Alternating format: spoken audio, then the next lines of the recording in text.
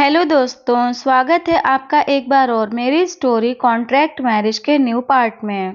दोस्तों, मैं आप लोगों के लिए इतनी इंटरेस्टिंग पार्ट लेकर आती हूँ, फिर भी आप मेरे वीडियो को लाइक नहीं करते हैं। मुझे इस वीडियो पर कम से कम 50 लाइक चाहिए और साथ ही साथ मेरे चैनल को भी सब्सक्राइब कर लीजिए। मैं आप लोगों के लिए और भी न्यू एंड इंटरेस्टिंग स्टोरी लेकर आऊंगी। तो चलिए शुरू करते हैं आज का पार्ट। कभी कभी मुझे लगता है सच में एग्जाम्स इतने ज़रूरी हैं क्या? चलो ठीक है, अगर एग्जाम्स लेना भी है यूनिवर्सिटी को, तो फिर उसके बाद रिजल्ट का ढिंढोरा सबके सामने पीटने की क्या ज़रूरत है? पढ़ लिया ना हमने, एग्ज़ाम ले लिया ना आपने, तो अब ख़त्म करो ना सब। Do you have any idea हमारे जैसे छोटे छोटे मासूम बच्चे रिजल्ट वाले दिन किस दहशत से होकर गुजरते हैं? ये सिस्टम बदलने की सख्त ज़रूरत है। अगले दिन मेरा रिजल्ट आना था और मैं रात भर उल्लुओं की तरह जागती रही। नींद आती भी कैसे, मुझे तो ये तक याद नहीं था कि मैंने एग्जैक्टली पेपर में लिखा क्या था।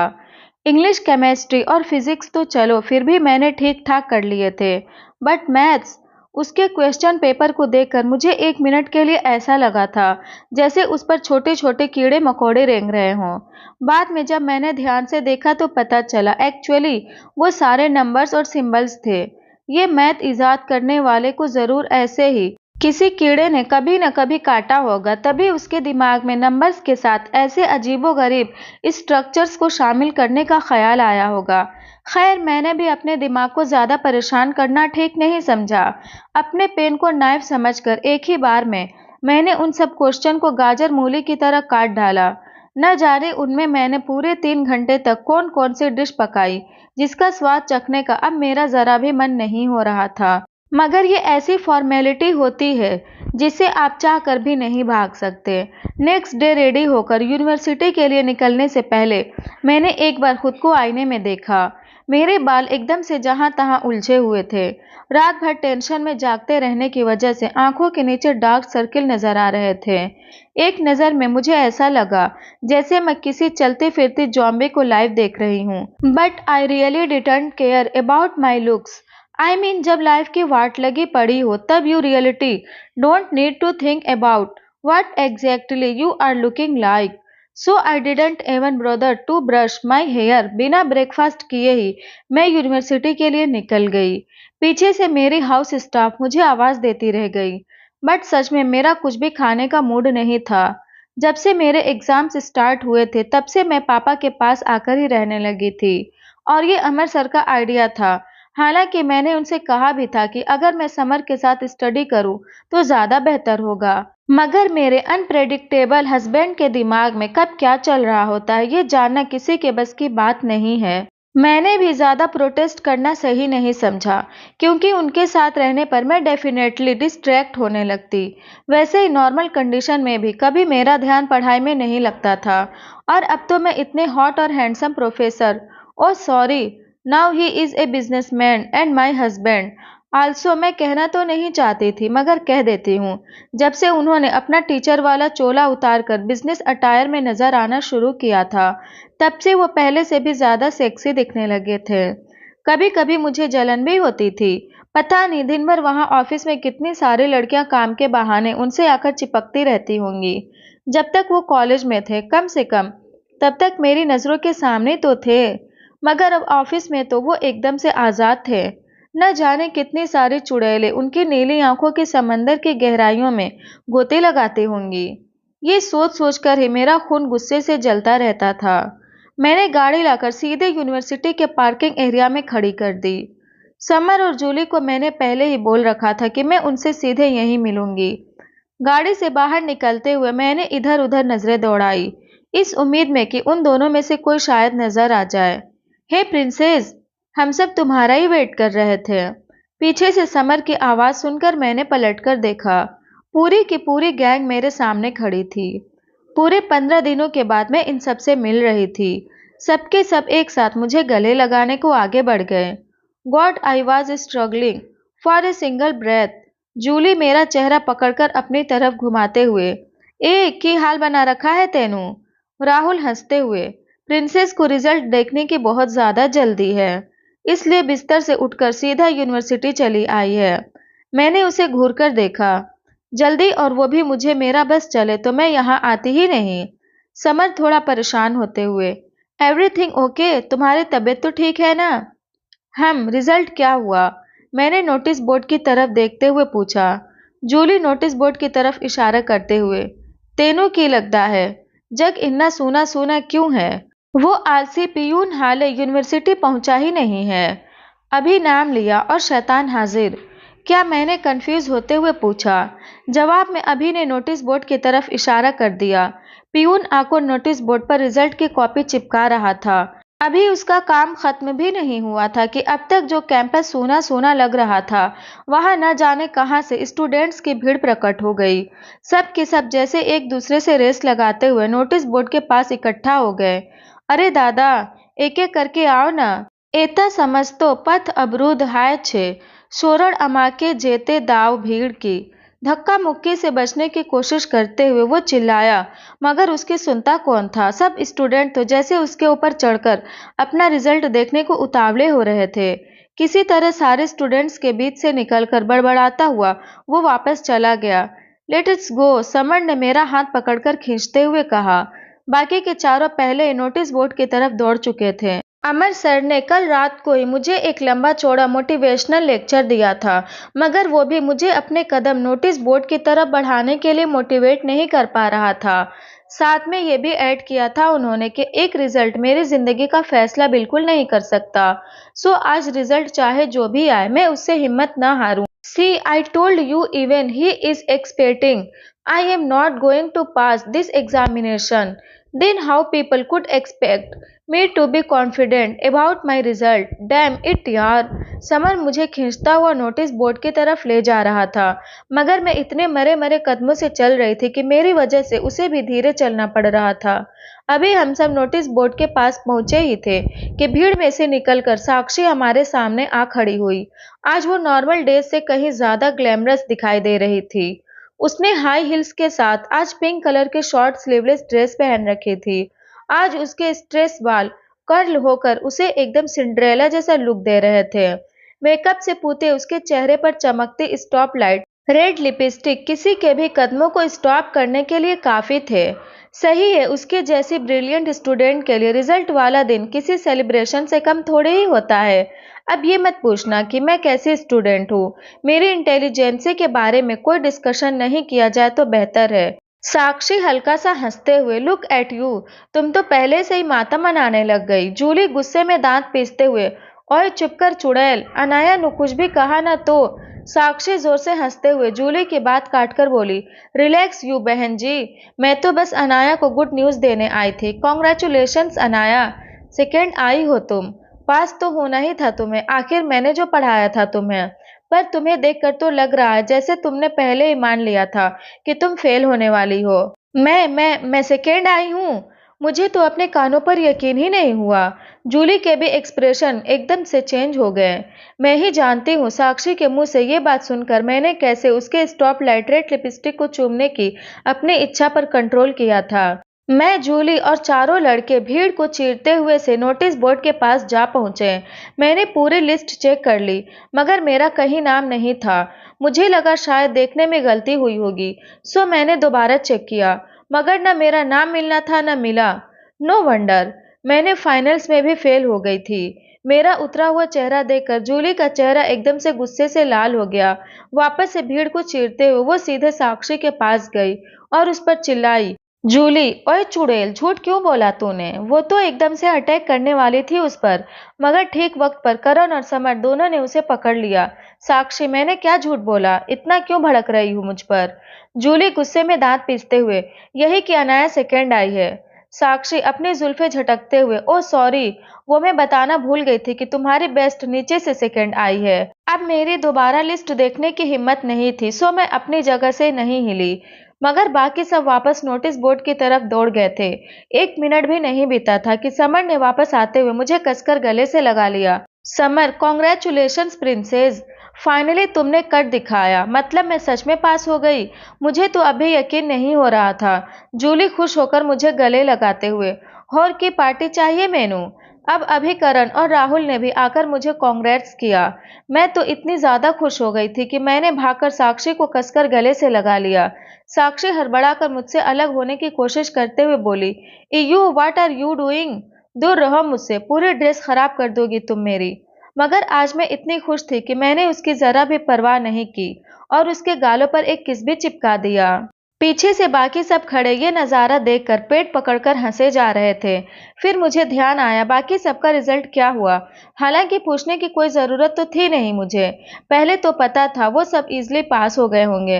अरे तुम सबने अपना रिजल्ट तो बताया ही नहीं, मैंने सबकी तरफ देखते हुए पूछा। जूली, हम सब भी पास हो गए, डोंट वरी। टॉपर कौन है इस बार का? मेरा ये सवाल सुनकर चारों लड़के एकदम से जोर जोर से हंसने लगे। मैं कंफ्यूज होकर उन सबको देखने लगी। ऐसा भी कौन सा फनी सवाल पूछ लिया मैंने जो वो इतना हंस रहे थे? समर जोरों से हंसते हुए, तुमने लिस्ट में नहीं देखा, अपनी पंजाबी कुड़ी ने टॉप किया है पूरी यूनिवर्सिटी में। मैंने मुंह फाड़े हैरानी से जूली की तरफ देखा तो उसने बस मुस्कुराते हुए नजर झुका ली। मैं भागकर उसके गले लग गई। You well deserve it. बहुत मेहनत की थी तूने जूली। मुझे वापस गले लगाते हुए, thank you Anaya. Thank you की बच्ची खुद टॉपर है और पार्टी मुझसे मांग रही है, जो एकदम से लास्ट आई है। मैंने उससे सिर पर हाथ से हल्के से मारते हुए कहा। राहुल अपना गला साफ करते हुए, नो वे प्रिंसेस, मेरे होते हुए ऐसा हो सकता था कि तुम लास्ट आ जाओ? मैंने सोचा मैं ही सबसे लास्ट आ जाता हूँ। उसकी बात सुनकर सबकी हंसी छूट गई। अभी हाँ, अच्छा बहाना है इसका, पढ़ाई से ज्यादा ध्यान तो लड़कियों पर रहता है इसका। लास्ट तो आना ही था। राहुल हाथ जोड़ते हुए, बस कर भाई, एटलीस्ट अनाया के सामने तो बेइज्जती मत कर मेरी। और मैं कब लड़कियों के पीछे जाता हूँ, वो तो लड़कियां खुद ही मेरे पीछे आ जाती हैं और मैं किसी का दिल नहीं तोड़ पाता। बस, और तुम सब? मैंने समर, करण और अभी की तरफ देखते हुए पूछा। जूली समर के कंधे पर हाथ मारते हुए, अपना हीरो थर्ड पोजीशन पर है। ओ तेरी, मैंने शौक के मारे अपने मुंह पर हाथ रख लिया। सीरियसली अब मुझे लग रहा था इन सब इंटेलिजेंट बच्चों के ग्रुप में मैं कर क्या रही हूँ। मैंने उसे भी कसकर गले से लगाते हुए कॉन्ग्रेचुलेशंस कहा। राहुल, हम और अभी मम्मा, हम सबकी केयर करने में शायद कुछ ज्यादा बिजी हो गई थी, सो वो 16 नंबर पर हैं और अपना करण 8वें पोजीशन पर है। उसकी बात सुनकर बाकी सब तो हंसने लगे, मगर अभी ने राहुल को एक पंच जड़ दिया। सबके सब अच्छी रैंक ले आए थे। मैंने अभी करण को भी कॉन्ग्रेचुलेट किया, मगर अब मुझे कुछ खटका। फर्स्ट पोजीशन जूली ने ली और थर्ड समर ने, तो सेकंड पोजीशन पर कौन था? जब मैंने लिस्ट में अपना नाम सेकंड पोजीशन पर खोजा था, तब किसी और का नाम देखकर मैं इतनी अपसेट हो गई थी कि मैंने ध्यान ही नहीं दिया वहां किसका नाम है। साक्षी। साक्षी का क्या हुआ? मैंने साक्षी की तरफ एक नजर डालते हुए पूछा। समर हंसते हुए, अपनी पंजाबी कुड़ी की मेहरबानी से मैडम सेकंड पोजीशन पर चली गई हैं। मुझे सुनकर जरा भी हैरानी नहीं हुई। इनफैक्ट उसके जैसी स्टूडेंट अगर टॉप 3 में नहीं होती तो जरूर हैरानी वाली बात हो जाती। हैरी, हे जूली, कमाल कर दिया तुमने तो, कॉन्ग्रेट्स। जूली अचानक हैरी को अपने सामने देखकर एकदम से हड़बड़ा गई थी। वो तो शायद उसका रिजल्ट भी देखना भूल गई थी। वैसे उसकी भी क्या गलती थी, सबको मेरा नाम खोजने के लिए इतनी मुशक्कत जो करनी पड़ गई थी। मगर मुझे सबसे पहले उसी का रिजल्ट दिखा था। उसने 10वीं रैंक ली थी। जूली के चेहरे पर 12 बजे देखकर मैं समझ गई थी इस झल्ली को उसका ध्यान ही नहीं था। मैंने तुरंत हैरी की तरफ मुड़ते हुए कहा, कॉन्ग्रेचुलेशंस हैरी, टॉप 10 में तो तुम भी हो। हैरी मुस्कुराते हुए, थैंक्स अनाया, और तुम्हें भी कॉन्ग्रेचुलेशंस, तुम भी पास हो गई हो। हाँ सही कहा, शुक्र है इज्जत बच गई। मैंने मन ही मन बड़ा सा मुंह फाड़कर रोते हुए सोचा। वो अलग बात थी कि बाहर से मैंने बड़ी सी स्माइल अपने फेस पर चिपका रखी थी। करण एक्साइटेड होते हुए, it's time for celebration, what से? मगर हम लोग कुछ जवाब दे पाते उससे पहले नोटिस बोर्ड के पास खड़ी लड़कियों में एक हलचल सी हुई। सब के सब एक साथ उसी तरफ दौड़ गई जहां हम सब खड़े थे। हम सब एकदम से घबरा गए, मगर जल्दी हमारी समझ में आ गया आगे क्या होने वाला था। Samar baby, you are so intelligent, handsome and intelligency, what a combo, I am so flabbergasted with your talent. कहते हुए सबने एक साथ उस पर जैसे अटैक कर दिया था। मुझे तो ताज्जुब होता था ये सारी लड़कियां एक दूसरे को झेल कैसे लेती हैं। आई गेस उनको आपस में फाइटिंग करके डिसाइड करना चाहिए कि समर किसे मिलेगा। समर सबसे छूटने की कोशिश करते हुए चिल्लाया, गाइस प्लीज हेल्प मी। मगर हम सबको ही हंसी आ रही थी। नो नेवर, हमें जरा भी शौक नहीं है एक रॉक स्टार को उसके फैन से अलग करने का। मैंने हंसते हुए कहा। जिन लड़कियों को समर के पास जाने का मौका नहीं मिला था, उनकी नजर राहुल और अभी की तरफ घूम गई। करण ऐसे मौके पर हमेशा समझदार साबित होता था। वो पहले वहां से गायब हो जाता था। हम में से किसी को पता तक नहीं चला। साक्षी एक झटके से पकड़कर अभी का हाथ खींचते हुए, let us go baby, we will celebrate together. उसने अभी को कुछ बोलने का मौका तक नहीं दिया और उसे घसीटते हुए अपने साथ ले गई।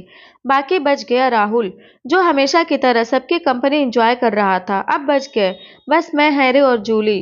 अब मुझे कबाब में हड्डी बनने का कोई शौक नहीं था, सो मैंने घर जाने का डिसाइड किया। उन दोनों ने कहा भी कि मैं उन्हें ज्वाइन करूं, मगर मैंने कहा मैं अकेली चली जाऊंगी। बिस्तर पर पड़े पड़े आंखें फाड़ते छत को घूरे जा रही थी। मैं कोई 10वीं बार अपने फोन की तरफ देखा और हताशा से भरी एक गहरी सांस मेरे मुंह से निकल गई।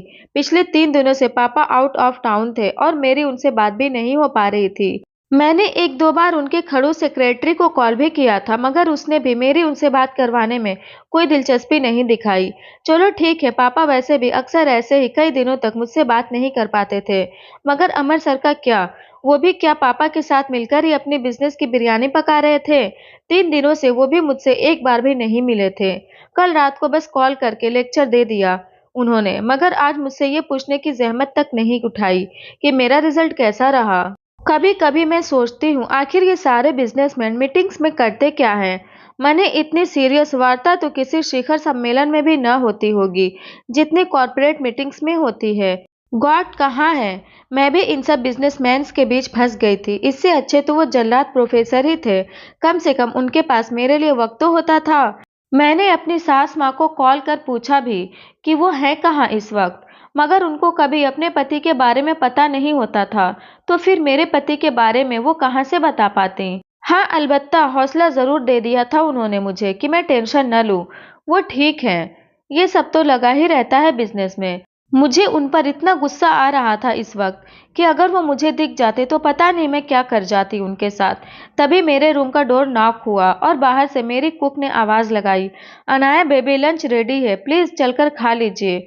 ओके, आप नीचे चलिए, मैं आ रही हूँ, मैंने उठकर बैठते हुए कहा। उसकी सीढ़ियां उतरकर जाने की आवाज जब मेरे कानों तक पहुंची तो मैं फाइनली बेड से उठकर मिरर के पास पहुंची। I was still looking like a zombie. Finally मैंने फेस वॉश किया और बालों में ब्रश करते हुए उनका एक सिंपल सा बन बना लिया।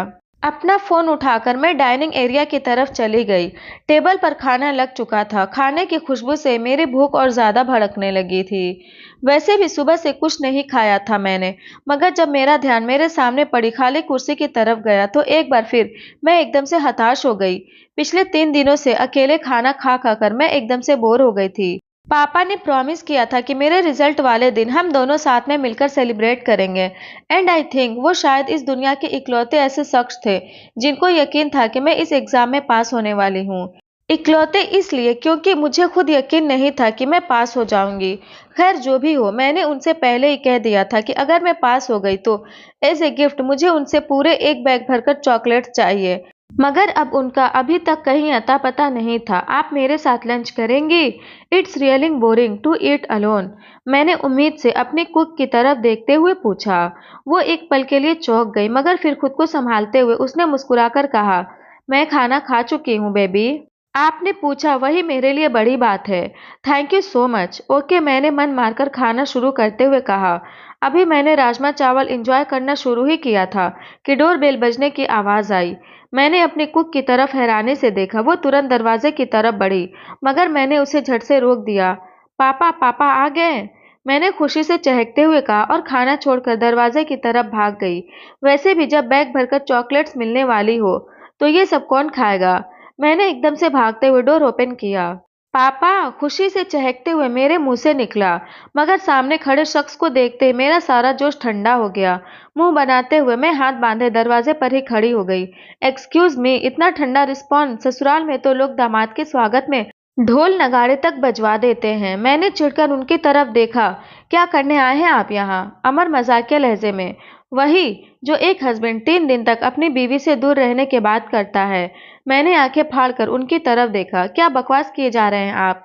ये वेल, आप अपनी मर्जी से मुझसे दूर थे, मैं नहीं गई थी आपसे दूर। सो अब मेरा आपसे मिलने का मन नहीं है। अमर एकदम से हथियार डालते हुए, तुम्हें पता भी है तुम्हारे बिना ये 3 दिन कैसे काटा मैंने? आई मिस्ड यू यार। मुझे उनकी हालत पर हंसी आ रही थी, मगर मैंने जानबूझकर उनको परेशान करने के लिए सख्ती से पूछा, ओ रियली? मैं कैसे मान लूं? अमर अपनी आंखें सिकोड़ते हुए, Anaya just let me in okay. Why should I? मैंने जरा एटीट्यूड दिखाते हुए पूछा। अमर इरिटेट होते हुए, because I am your husband. मगर हमारी शादी शादी कहाँ है? ये तो बस कॉन्ट्रैक्ट मैरिज है। अब बताइए मैं आपको अंदर क्यों आने दूं? अमर एक गहरी सांस लेकर, तुम चाहती हो मैं यहाँ दरवाजे पर ही शुरू हो जाऊं? उनके तेवर मुझे अचानक से बड़े डेंजरस लगने लगे थे। सो मैंने तुरंत हड़बड़ाकर उनको अंदर आने की जगह दे दी। ये मत समझिएगा कि मैं डर गई आपसे, वो तो इतनी गर्मी में आपको बाहर खड़े देखकर दिल पिघल गया मेरा। मैंने एकदम सीरियस होते हुए कहा, मगर उन्होंने मुझे पकड़कर अपनी तरफ खींच लिया और अपने साथ लाया बुक मेरे हाथों में पकड़ाते हुए बोले, कॉन्ग्रेट्स, फाइनली पास हो ही गई तुम।